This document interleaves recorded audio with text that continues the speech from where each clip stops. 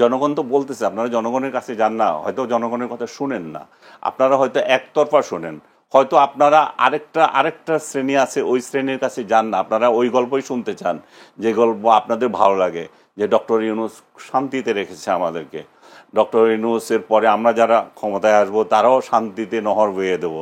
আরেকটা বিষয়, যেতে জুলাই সনদ নিয়ে যেই প্যাচাল চলতেই আছে, এটা ওনারা সমাধান করতে পারছে না, দিনের পর দিন বৈঠক করে, এখন হেলিকপ্টার করে যে উড়োজাহাজে করে গেছে ইয়েতে নিউ ইয়র্কে, সে জানি না যাওয়ার পথে সে সলা পরামর্শ কিছু করছে কিনা, ওইখানে গিয়ে 3 দলের যে নেতাকে গার্ড হিসাবে নিয়ে গেছে, সেফ গার্ড, যে ডিম মারলে যাতে ওদের গায়েও পড়ে, সেই পরিস্থিতি কালকে রাত থেকে দেখতেছি। পুলিশের জন্য নিয়ে গেছে, আপনি বলছেন সেফগার্ডের জন্য নিয়ে গেছে। সেফগার্ড কালকে রাতেই তো দেখতেছি, সেটা দেখা যাচ্ছে যে আওয়ামী লীগ বিএনপি রাস্তায় নেমে ইয়ে করছে, আগে এটা আওয়ামী লীগে করতো, এখন বিএনপি বলতেছে আমাদের মহাসচিব আসতেছে, সো আমরা তো ছেড়ে দেবো না আমাদের মহাসচিবকে অপমান করা। সো মুখোমুখি বাংলাদেশকে বহির্বিশ্বেও নিয়ে গেছে, এক ধরনের ঝগড়া ফ্যাসাদের জাতি আমরা, এটা এখন ইন্টারন্যাশনালি নিয়ে গেছে। এবং ডক্টর ইউনূস সুচারুভাবে এটা তার যাওয়ার বিদায় বলে, আমি জানি না বিদায় কিনা, মানে তার শেষ বলতে পারি এটা। বিদেশে কেন বলছেন? শেখ হাসিনার সময় তো আমরা দেখেছি শেখ হাসিনা নিউ ইয়র্ক গেলে সেখানে বিএনপির আন্দোলন আমরা করছে, আবার বিএনপিও করছে, বিএনপি যখন খালেদা জিয়া ক্ষমতায় ছিল তখন করছে, আমি নিজে চোখে দেখে এসেছি এই কালচার। কেবল ডক্টর ইউনূসকে দোষ দেওয়া তো ঠিক না, ডক্টর ইউনূসকে দোষ দেওয়া যে এই লেভেলে ছিল না, কারণ হচ্ছে যে ওই সময়ে তারা দেশে অন্তত কথা বলতে পারতো রাজনৈতিক দলগুলো, এখন তো এখানে তো কথা বলার কোনো শক্তি নাই দেশের মধ্যে বিরোধীদের বা বিএনপি আওয়ামী লীগের, তো তারা সর্বোচ্চ প্রয়োগটা তাহলে বাইরে করছে। এবং বাইরে তারা যে রাজনৈতিক দলগুলো যে দোকান খুলে রেখেছে, সব কটা রাজনৈতিক দল, এগুলো কিন্তু সাংবিধানিকভাবে এটাকে অ্যালাউ করে না, আমাদের আরপিওতেও এটা অ্যালাউ করে না, কিন্তু ওনারা এটা খুলেছেন বিশেষ প্রয়োজনে। এখন মনে হচ্ছে যে এটা যথার্থই ছিল, তাহলে কারণ হচ্ছে দেশে যখন কথা বলতে পারি না তাহলে বিদেশে কথা বলবো। আমি জুলাই সনদের কথা বলছিলাম, যে ওনারা যে সনদটা তৈরি করছেন, যে পবিত্র গ্রন্থ বানাচ্ছেন, সেই পবিত্র গ্রন্থ লিখিত থাকলে হবে, এটা ধারণ করবে কে?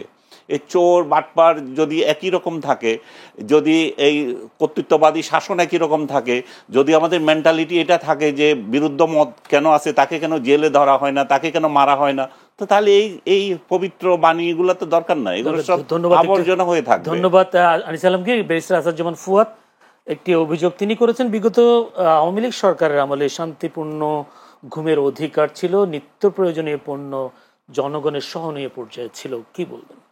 সবসময় ছিল না, বাট কিনে এটা ছিল যে কিনে শান্তিপূর্ণ ঘুম যেতে পারতো, ঘুমাইতে পারে। আরেকটা হচ্ছে যে দ্রব্যমূল্য আওয়ামী লীগ আমলেও কিন্তু অনেক বেশি ছিল, কিন্তু যেটা ভালো যে জিনিসটা ছিল, আমি যে 200 টাকায় জিনিস একটা কিনে বাড়িতে নিয়ে যেতে পারছি, আর এখন 150 টাকা কিনে আমি বাড়িতে নিয়ে যেতে পারছি না, লাভ ক্ষতি এবার আপনি হিসাব করেন।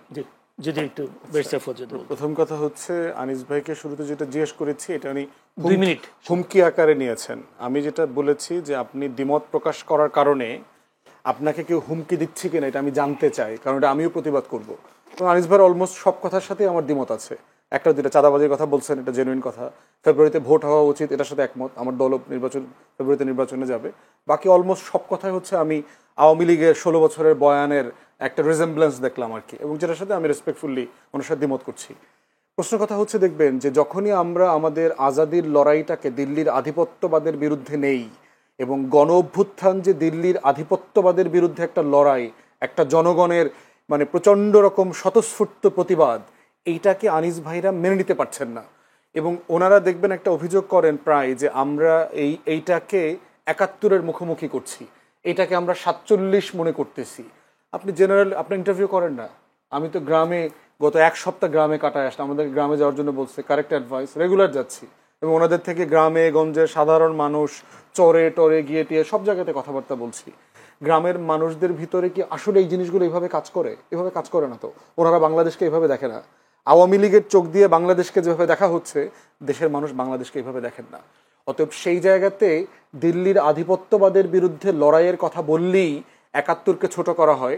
শেখ মুজিবের গ্লোরিয়াস পিরিয়ডের কথাও তো বললাম, 14 বছর গণতন্ত্রের জন্য লড়াই করেছেন, কিন্তু উনি শেষের জীবনের যে 3.5 বছর যা করেছেন, হিস্টোরিক্যাল রেকর্ড, যে উনি তো এগুলো করেছেন। এখন প্রশ্ন হচ্ছে, তাহলে কি ওনার আগের মহত্ব শেষ হয়ে গেছে? না, আগের মহত্ব আগের জায়গাতে আছে, কিন্তু শেষে যা ক্ষতি করেছেন রাষ্ট্রের, সেটাও আমাকে বলতে হবে। রাষ্ট্রের দায়টা এরকম, কারণ কোন রাজনৈতিক নেতাকে আমরা নবী মনে করি না। না, আপনি তার প্রশংসা করছেন, কিন্তু তার স্বাধীনতায় সে অবদান সেটাই স্বীকার করেন না। তার কি বাকিগুলো কি দরকার নাই? অবদান হচ্ছে যে এটা তো ফ্যাক্টস। আমি তো বইয়ের রেফারেন্স দিলাম, মুক্তিযুদ্ধের প্রধান মানে সংগঠক তাজউদ্দিন আহমেদের লেখা থেকে বললাম। এখন তার লেখা যদি আপনার যাত্রার ডায়েরি মনে হয়, আপনি ছোটবেলায় আপনার চাচার কাছ থেকে কি শুনেছেন, এটা বেশি গুরুত্বপূর্ণ মনে হয়, that's for the listeners and the viewers to ধন্যবাদ ব্যারিস্টার আসাদুজ্জামান ফুয়াদ। আমরা বোধ করছি যে এই লড়াইটাকে এটার সাথে ওটা জাজ করা উচিত না। প্রত্যেকটাই আমার ইতিহাসের গুরুত্বপূর্ণ লড়াই, এবং এই দিল্লির আধিপত্যবাদের বিরুদ্ধে যে লড়াই, এই লড়াইটা আমাদের লড়াইয়ের জায়গা থেকে মেনে নেওয়া দরকার। কেউ বলে নাই, জুলাই অভ্যুত্থানের কোনো ব্যক্তি বলে নাই যে তারা ৭১কে ছোট করে দেখতে চায়, তারা ৪৭ অস্বীকার করে, তারা শেখ মুজিবকে অস্বীকার করছে, ভাসানীকে অস্বীকার করছে, কেউ বলছে না। আবার তারা এটাও বলছে না যে অমুকের থেকে বড় নেতা। সব নেতার অবদান যেমন আছে, তার রাজনৈতিক ইতিহাসের ভুলও আছে, দুটোই একসাথে বলতে হবে আমাদের।